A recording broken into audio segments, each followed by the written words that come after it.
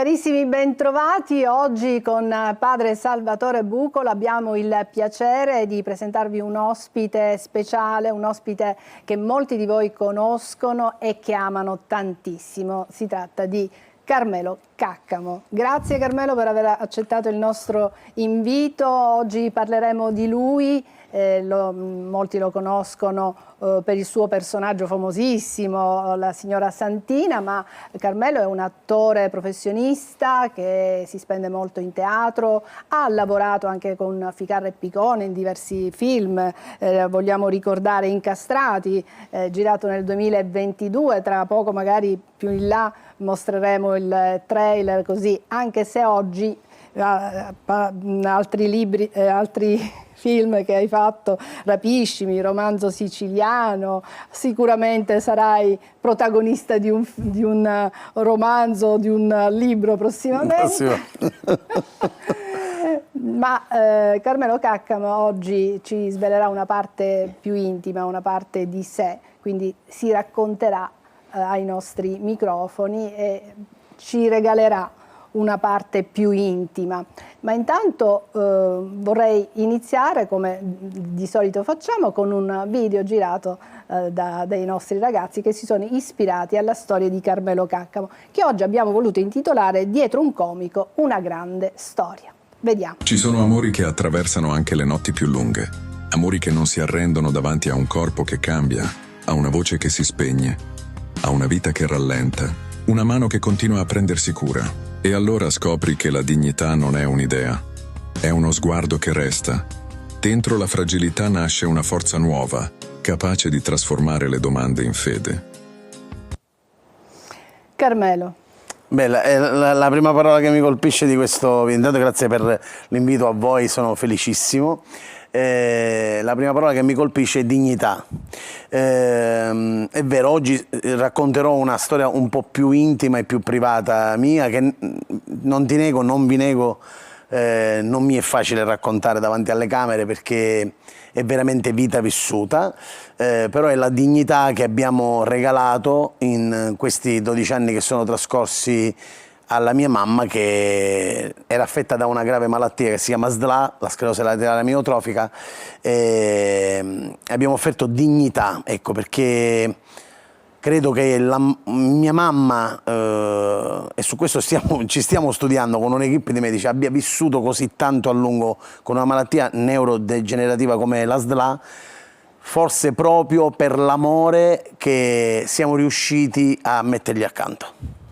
Eh sì, stiamo vedendo anche alcune foto di te con i bambini, che quelli sono i tuoi figli, perché Carmelo Caccamo è sposato, ha dei bambini, noi spesso lo identifichiamo con il suo personaggio, ma chiaramente, come dicevo poco fa, è un attore a tutto campo che io stimo soprattutto per la capacità di improvvisazione, per l'ironia che riesce a portare. Ecco, eppure, abbiamo detto, dietro un comico una grande storia, spesso si tende a immaginare la persona che fa ridere, che regala sorrisi, che regala felicità agli altri come una persona che non ha problemi, che è sereno, che tutto fila liscio nella sua vita, tanto da essere così gioioso sul palcoscenico.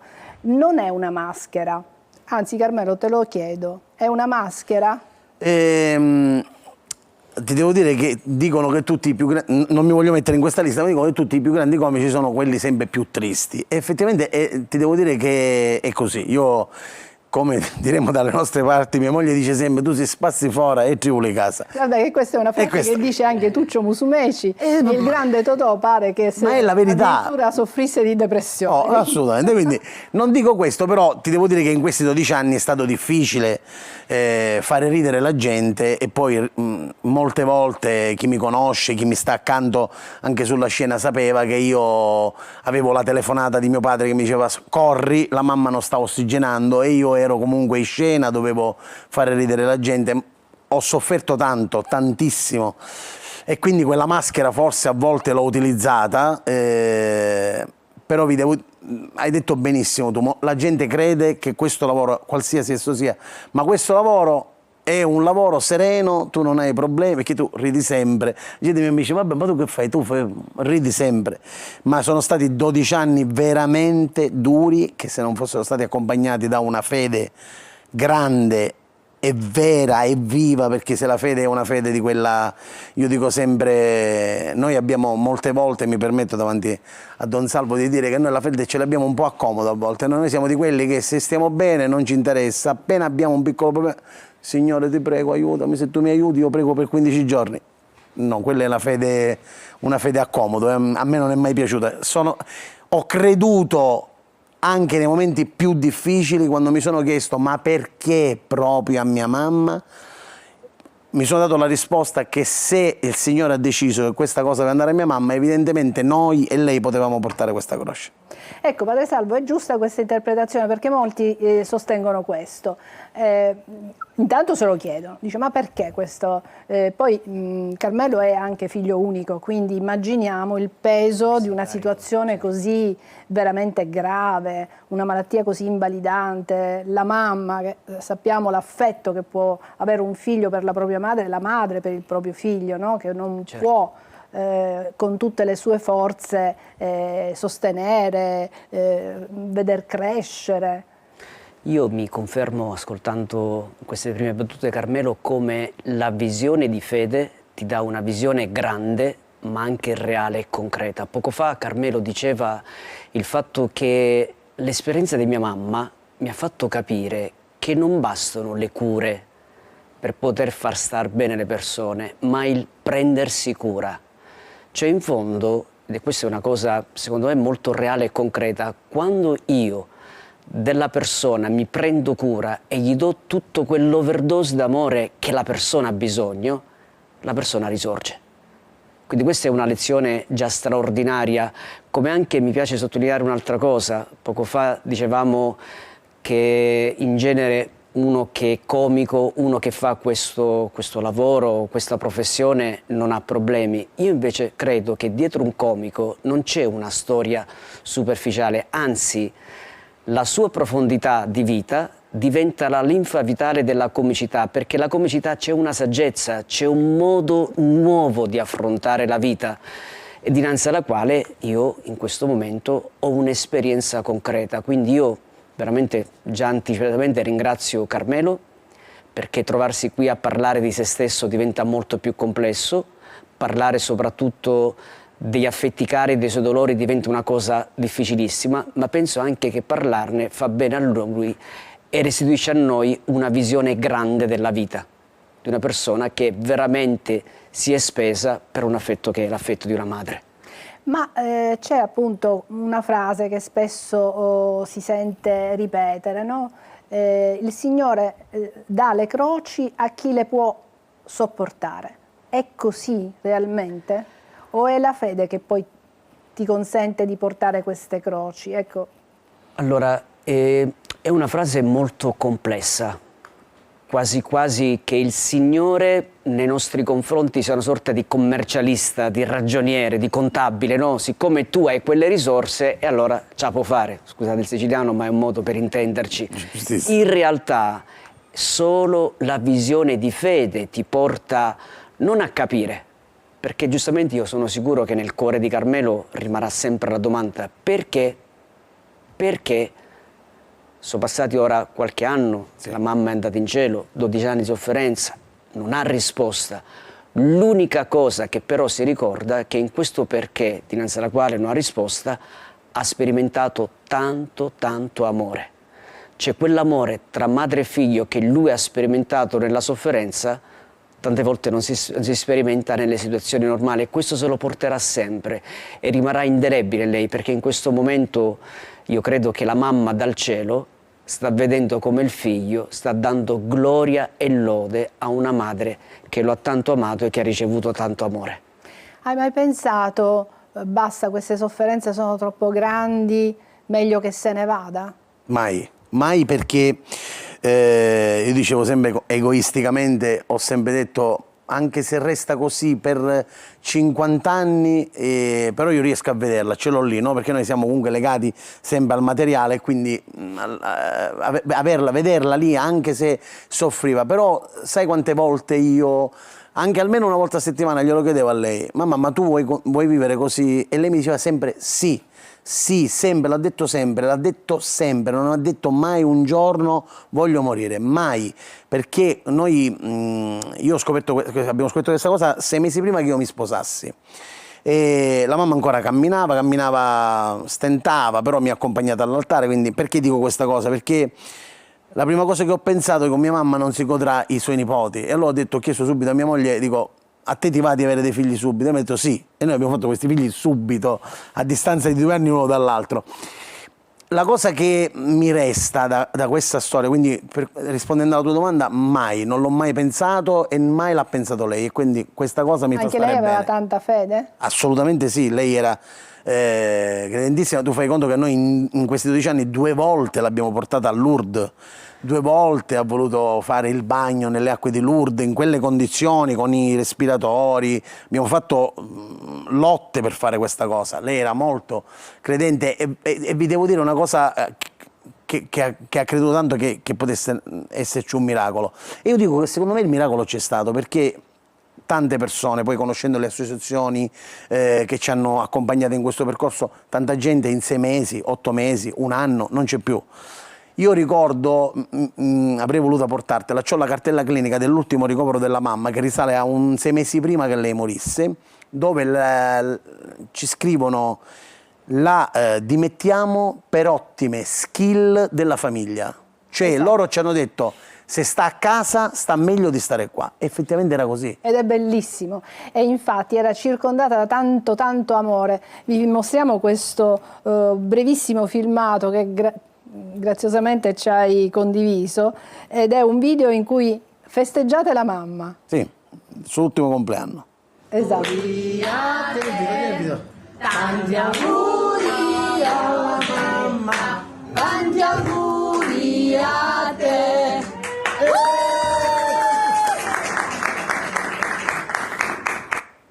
Eccola la tua mamma, circondata da tanto amore, con una bella torta davanti, con i suoi nipotini. Sì, sì. Noi siamo stati un'equipe, dico sempre, no? Mia mamma ha una sorella che è stata il suo angelo custode, mio padre che è stato un uomo straordinario, perché comunque per 12 anni non ha mai pensato una volta di metterla in un istituto, non ha mai, si è sempre sacrificato. Mio padre lavorava. Stiamo vedendo proprio la tua mamma che si abbraccia, i miei figli, sta abbracciando la bambina. Sì, lei, la bambina che si abbraccia a lei, esatto, perché erano legatissimi con mia mamma, e ti devo dire una cosa, è stato un grande insegnamento anche per loro. Non hanno vissuto la malattia della loro nonna, ma hanno vissuto una nonna, e se un domani la vita li metterà davanti a un grave fatto di questo, io auguro mai, loro sapranno affrontarlo, perché non l'hanno mai vista come una cosa diversa, non l'hanno mai vista. Loro la asciugavano, la pulivano, gli cambiavano la siringa, facevano tutto, e sono piccoli, perché comunque il più grande oggi ha 13 anni. L'hanno sempre visto fare a noi e l'hanno fatto loro di loro spontanea volontà, e con la piccola c'era un legame speciale. Bellissimo questo quadro di famiglia, padre Salvatore. No, straordinario, e la cosa bella che diceva il fatto: ma avete mai pensato di porre fine a questo? Chiaramente no, perché la mamma non sopravviveva, ma viveva, questa è la differenza. Lei viveva, ma viveva perché sentiva fortemente amata dalla sua famiglia e dava amore. Quindi comprendiamo come sì, ok, la salute è importante, ma se non c'è l'amore, che è la redenzione, che è la salvezza, non c'è nulla. Quindi loro hanno sperimentato come la mamma ha vissuto fino all'ultimo istante della sua vita. E questo è la cosa più bella. Direi di fermarci solo per qualche istante, poi continueremo a parlare con Carmelo Caccamo della sua vita, della sua relazione con la sua mamma e di come hanno affrontato insieme la malattia.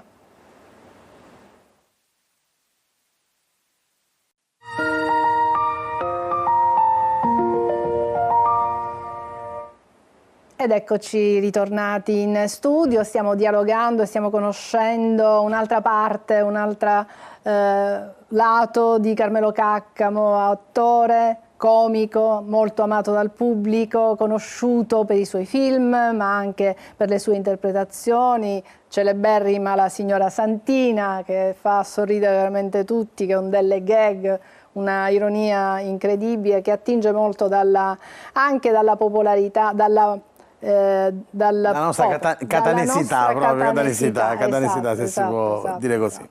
Ma stavamo raccontando appunto del tuo rapporto speciale con la tua mamma, malata di SLA per 12 anni, circondata dall'affetto non solo tuo ma di tutta la tua famiglia. A questo proposito possiamo vedere un altro brevissimo video di tua figlia che spinge addirittura la nonna, vediamo? Ed ecco Celeste intenta a spingere sua nonna a Edellandia. Questo video risale a qualche anno fa, mia mamma ha detto vorrei andare a Napoli. Organizzare un viaggio con lei non era facile e siamo andati a Napoli. Allora qui Celeste, siccome voleva farsi le giostre, mio padre era più lento, ha detto nonno la spingo io alla nonna, così ci spieghiamo prima. Una cosa che vorrei sottolineare con voi e che vorrei che poi foste testimoni di questa cosa: quando è morta la mamma ho pensato, dico, devo fare qualcosa per poi poterla ricordare per sempre, no? Dico, a parte l'amore mio personale, il ricordo, questa è una cosa a cui tengo, per esempio, il ricordo dei morti. Io ogni giorno vado al cimitero. Lo so, magari sarò esagerato, ma ogni giorno vado al cimitero e faccio le stesse azioni che facevo a casa, quindi poi magari in privato a voi proprio le racconto. E una cosa, ho detto, per ricordarla avevo pensato di fare un'associazione di medici che potessero aiutare le persone, perché quando entri in questo vortice della SLA o di qualsiasi malattia neurodegenerativa ci sono tante cose, l'ossigeno, le canule, e quello e quell'altro. Poi ho detto, ma io non devo fare questo. Io per fare stare bene mia mamma non ero un medico, ma ero, fra virgolette, un medico del cuore. Allora ho detto, io vorrei il mio sogno è fare un'associazione di familiari che possa insegnare ad altre persone che stanno vivendo questa cosa come fare stare bene gli ammalati, perché veramente se tu riesci a dargli la dignità. Mia mamma per esempio aveva ogni settimana il parrucchiere, le unghie, cioè non abbiamo mai perso i ritmi che avevamo prima, e questo forse l'ha fatta vivere. Quindi se invece di trattarli come malati e quindi buttati in un letto senza nessuna... per esempio lei non poteva mangiare, ma noi la facevamo mangiare. E come? Mio padre comprava il mangiare, lo cucinava, lo metteva in bocca, gli faceva sentire il sapore e glielo levava. Ma è una cavolata, però lei ha vissuto bene. Se chiedeva la Nutella, lei ce l'aveva. E quindi io credo che questo è quello che viene. La fede ci ha dato questa forza, lo dico, ma non perché veramente io credo che se tu non credi in qualcosa e non hai la fede per affrontare una situazione di questa, vai alla deriva. Ti schiaccia, non puoi farlo, perché tu ti trovi con una mamma a 49 anni col quale noi uscivamo col motorino, e in tutte le mie serate, quando facevo serate di spettacolo, lei era con me sempre, sempre. Lei ancora oggi ha la sua poltrona al Metropolitan, io non l'ho tolta, è restata lì, ma lei era stata sempre con me, ogni spettacolo, dietro le quinte, davanti alle quinte, fuori, dietro, veniva, hai sbagliato questo, hai fatto questo. Quindi come l'avrei dovuto affrontare? Invece l'ho affrontata tranquillamente, gli ho fatto continuare a fare quello che faceva, adesso non lo può fare più, ma è in un posto migliore dove mi aiuta anche con qualche via traversa, può mettere qualche buona parola col... Ma hai fatto di più, l'hai fatta addirittura diventare un'attrice con la sua carrozzella, col respiratore, forse già aveva. Assolutamente, tutto, anche il comunicatore. Guarda, vediamo, è 5 secondi, ma è incredibile quello che hai fatto. Vediamo. Mamma, scusami, ma ti stai ubriacando? Sì, ma sai, l'ho messa anche in scena. Questa qua è una cosa simpatica, ma io ho fatto uno spettacolo e lo apriva lei, si apriva il sipario e c'era lei con il comunicatore che diceva: signore e signori, di solito mi ha sempre preso in giro lui, stasera lo prendo in giro io, signore e signori vi presento Carmelo Cacco. Poi entravo e cantavo Mamma con lei in una versione molto brillante, quindi l'ho messa anche nello spettacolo, perché volevo che tutti capissero che ogni malattia non è invalidante, ma è costruttivo, cioè deve essere un modo per vivere la vita in una maniera diversa, ma viverla, continuare a vivere. Se muori prima ancora di morire, credo che non... Quindi non emarginare il malato, non farlo sentire inutile, ma coinvolgerlo.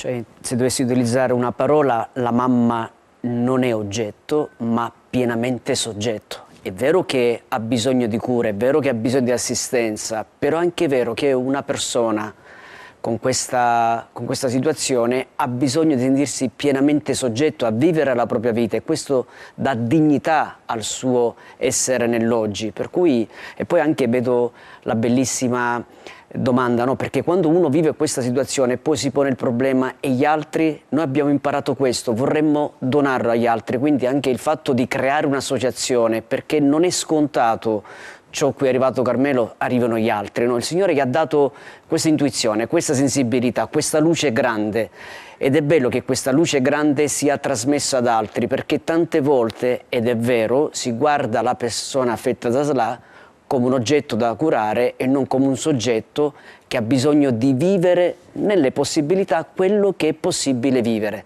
perché la vita è un dono grande e la vita va vissuta fino all'ultimo soffio, fino a quanto il Dio sa. E poi diciamo sempre che siamo immagine di Dio, che il nostro corpo è sede dello Spirito Santo, quindi nel malato si vede anche Cristo in croce per certi versi, e quindi ancora maggiore per chi ha fede, maggiore rispetto ancora più grande, un amore ancora più grande, perché ti rimanda all'immagine di Dio sofferente per gli altri. E tante volte l'ho fatto questo paragone, no? Alcune volte capitava che ci vedevamo dei film assieme, peraltro mia mamma ha deciso di... la morte di mia mamma è stata un po' un enigma, perché mio padre non si allontanava da casa da 12 anni, se non per andare al lavoro e tornare. E quindi quando non c'era lui c'ero io o c'era mia zia, ma non ci allontanavamo mai nessuno. Mio padre si doveva operare al ginocchio per forza. Esce da casa, va a operarsi al ginocchio, si opera, il giorno stesso che si opera lo trasferiscono in una clinica, 2 giorni dopo, e mia mamma decide di morire quando lui non c'è. Infatti noi abbiamo dovuto prendere mio padre operato, portarlo a casa e dirgli questa cosa. È stata una cosa assurda. Lei, perché lei me l'ha detto, qualche giorno fa, quando, se tuo padre muore prima di me, diceva questa cosa, mi viene da ridere. Se tuo padre muore prima di me, io voglio morire subito, mi ha detto. Quindi, invece lui se n'è andato e lei ha deciso di fare questa cosa con me. Io dicevo sempre, speriamo che mia mamma, quando succede questa cosa, io non ci sono. Invece ero lì, c'ero io solo, da solo, non era mai successo, da solo. E quel momento non me lo dimenticherò mai, mai. E beh, queste sono sempre le cose che non riusciamo mai a spiegarci, perché una persona se ne va, a volte ci sono dei figli che raccontano: mio padre o mia madre ha aspettato che io arrivassi e poi per morire, no? Poi è così, non è così, sono spiegazioni che ci diamo noi, sono dei misteri questi. È un mistero, in ogni caso in questo mistero, come diceva Carmelo, c'è la fede. Il Signore sa, nel suo disegno misterioso, qual è il momento esatto. E in questo diventa una lezione, in questo tempo attuale, no? In cui c'è un dibattito forte, ma è chiaro non ha senso aprirla in questa sede, però mi apre a una dimensione che, come Lui ha scelto il giorno del nostro concepimento, anche Lui ha scelto il giorno della nostra fine. Quindi tutto questo significa che l'inizio e la fine della nostra vita è avvolto da questo mistero grande dell'amore di Dio nella nostra storia. Cosa ti rimane, Carmelo, di tutta questa storia? Mi rimane la consapevolezza sicuramente di goderci ogni giorno della nostra vita come se fosse l'ultimo, ma non perché mi ha portato questo stato d'animo, no. Però a volte non sappiamo farlo, io lo sto dicendo e sarò magari il primo a non godermelo. Mi ha lasciato, sicuramente mi ha lasciato senza la mamma, però mi ha lasciato forse più forza. Adesso ho molta più forza per affrontare le situazioni, sarò sempre più pronto, e poi mi ha lasciato ancora più fede. Ti devo dire, pensavo di fare uno switch, pensavo adesso un po', invece sono ancora più, mi affido ancora di più alla preghiera, sinceramente, e non accomodo. Lo dico sempre, questa cosa la voglio sottolineare, Gesù, Dio per noi c'è sempre, ma non possiamo scegliere noi quando volerlo, lo dovremmo volere ogni giorno della nostra vita, quindi mi ha lasciato più fede, ecco, se mi ha lasciato qualcosa in più mi ha lasciato più fede e più forza nell'affrontare una situazione del genere, qualsiasi essa sia, anche di un amico, che sai, a volte pensiamo a un parente, ma a volte sei legata ad un amico, ho vissuto una situazione del genere con un amico e l'ho affrontata un po' meglio, perché all'inizio non è stato facile, vi dico, i primi 6 mesi sono stati drammatici, perché peraltro all'epoca si chiamava ancora malattia del motoneurone, che se vi ricordate il giocatore Borgonovo è stato uno dei primi, e lì quando tu andavi a guardare un attimo su internet vedevi soltanto 6 mesi, morte, non vedevi altro, e invece sono arrivati 12 anni bellissimi, che oggi siamo qui a raccontare, quindi qualcosa ce l'ha lasciata, no?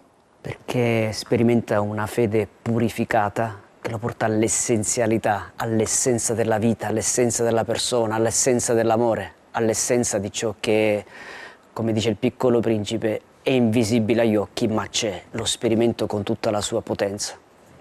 E qui si rimane senza altre parole. Senza altre parole.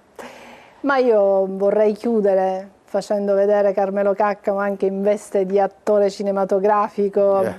Ho dato alla regia un piccolo tuo trailer dove ti si vede accanto a Ficarra e Picone. E peraltro io ho girato Santo Cielo poi con loro, dopo Incastrati, Santo Cielo che parlava di questo angelo che scendeva e si rincarnava, e l'ho girato a 3 giorni dalla morte di mia mamma, perché avevo la posa in quei giorni, è stato bruttissimo. Possiamo già iniziare a far vedere un po' il trailer così. Non si deve arrabbiare, perché il dottore mi ha detto che si alza e via bene.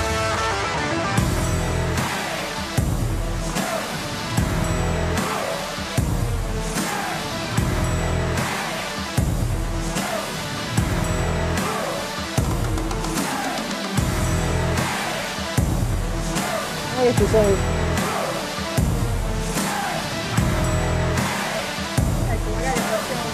Sì, che continuiamo a far scorrere queste immagini senza audio. Perché a volte YouTube ci tronca quando mettiamo sì, è vero, delle musiche, non vorrei verissimo, che giusto per questo trailer YouTube non ci accetta poi la trasmissione.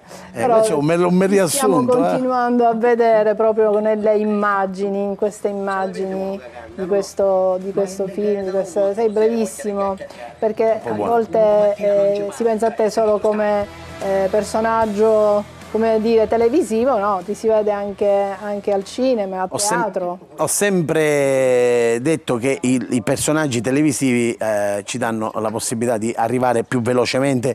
La popolarità più... E io sono comunque in una fase che sono mezzo social e mezzo ancora vecchia televisione. Ci sono quelli ormai che sono solo social e gli altri che siamo stati solo televisione. Però dico sempre che le maschere, la signora Santina, Nuccio e tutto il resto dei personaggi sono dei personaggi, ma dietro questi personaggi c'è sempre un attore e vorrò sempre fare l'attore, anzi spero che prima possibile mi posso allontanare, con grande piacere, mi hanno dato tanto successo e tanta fortuna i personaggi, però poi a un certo punto...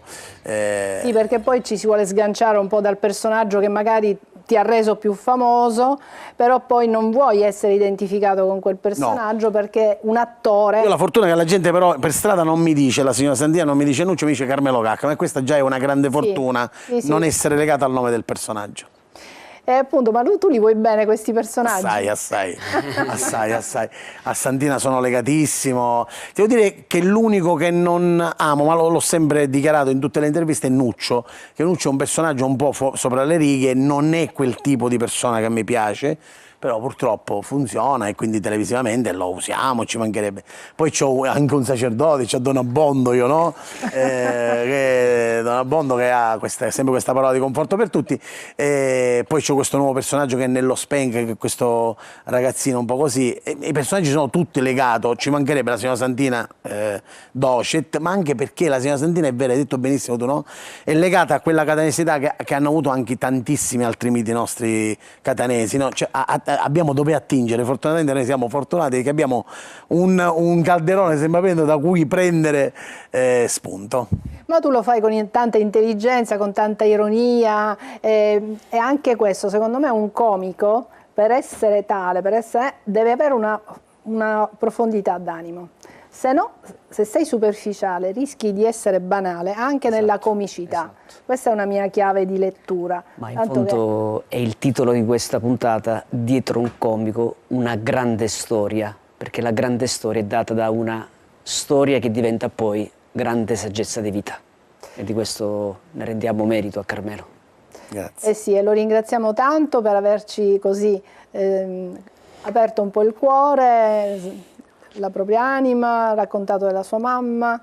Tanti auguri Carmelo, veramente per tutto, per la tua famiglia, per la tua professione. Grazie a voi per avermi invitato e per questo momento intimo. Facciamo finta che eravamo noi tre a raccontarcelo e sono stato felice di condividerlo con voi e con i telespettatori. E soprattutto grazie, perché sono certa che hai lanciato un forte messaggio a chi ci sta seguendo e chi magari in questo momento sta affrontando la malattia di un familiare, che non è necessariamente detto che sia la SLA. Assolutamente. Ci sono purtroppo anche altre malattie molto invalidanti. Tu hai dato un seme di speranza, di fiducia e con la tua storia hai tracciato, come dire, una strada, un sentiero. Hai indicato un modo per poterla vivere nel miglior modo possibile, accompagnato dalla fede. Sono felice. Grazie ancora Carmelo. Grazie a voi. Grazie come sempre Salvatore Bucolo. Ci rivediamo qui alla prossima.